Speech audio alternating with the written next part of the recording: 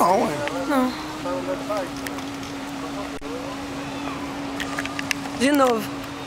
Central Park, dia de domingo. Meu último dia de férias. O muchacho me acordou, pulou na minha cama e falou assim: aí, vamos pro Central Park? Eu falei assim: vamos pra Nova York. E aqui a gente tá. Dá uma olhada no visual.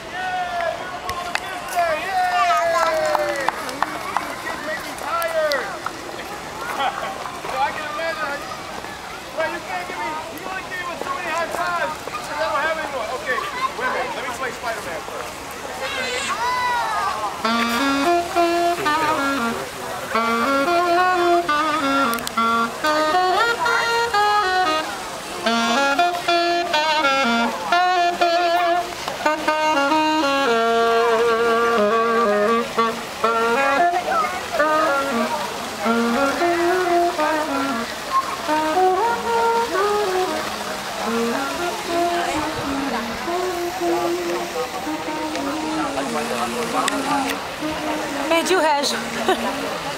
Ah, achei.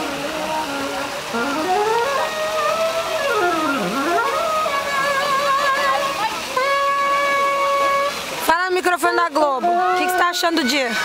Maravilhoso.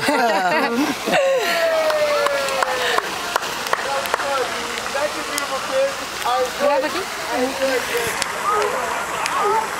Mãe, beijo. Ó, uma senhora. Sarinha, te amo, minha filha. Regis, Dudu, Neno, Davidson, Ju, Anderson, pai. Amo vocês.